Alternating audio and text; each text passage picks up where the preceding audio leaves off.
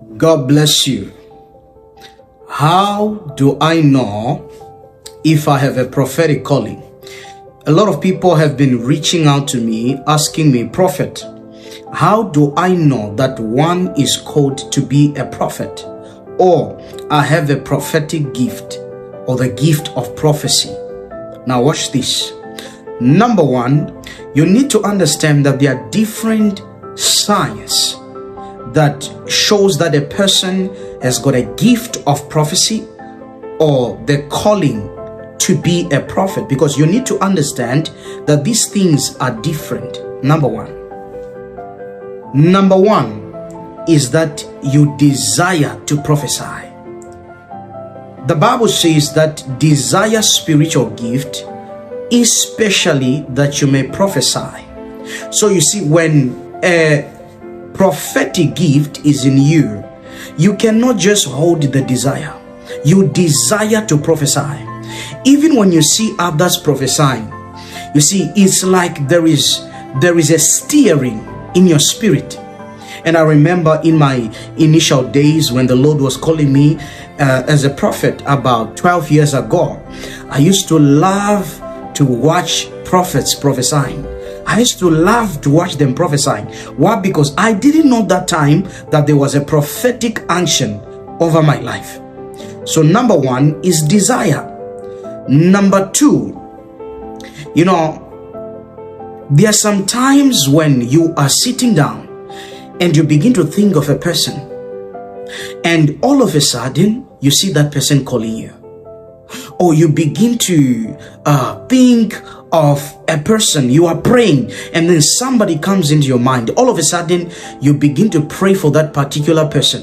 When you call them, you hear they are sick, or when you call them, you actually hear they were in danger. That is a sign of a prophetic calling. That confirmation to the thought that you've been having shows that there is a prophetic gift over your life. Because you need to understand, in the prophetic, we work with what we call pure conscience. The Lord drops a word in our intuition, and then the word is sent from our intuition into the subconscious, from the subconscious into our conscience. So you don't just become conscious of a thing that is just emanating or coming from nowhere. That is a prophetic thing. So it's God sending a word to you into your conscious mind that He had dropped into your intuition, processed into your subconscious, and then finally resonate into your consciousness. So you need to always have a pure conscience in order to prophesy. Number three, isolation. When you have got a prophetic call of the Lord, you love the prayer ministry. You love to be isolated.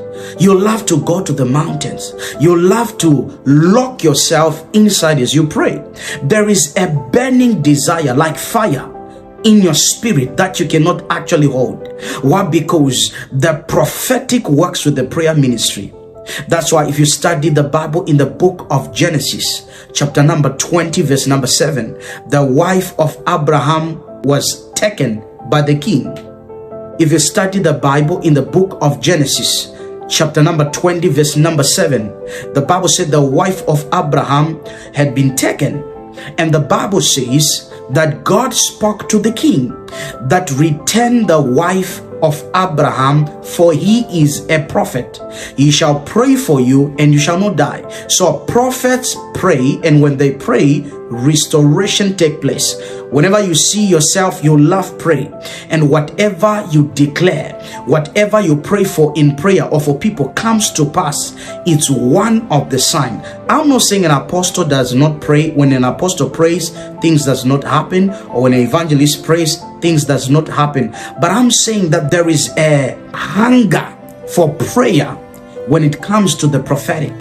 The more you pray, you want to pray. Remember, John the Baptist was isolated in the cave. He was staying in the wilderness alone. If you study the scriptures, you're going to understand Daniel would pray 3 times a day. That's a prophet. Understand the Bible. We don't even know where Elijah came from. This was the man of the desert, the man of the wisdom, and he was into prayer ministry. So you cannot isolate the prophetic and prayer ministry. God bless you.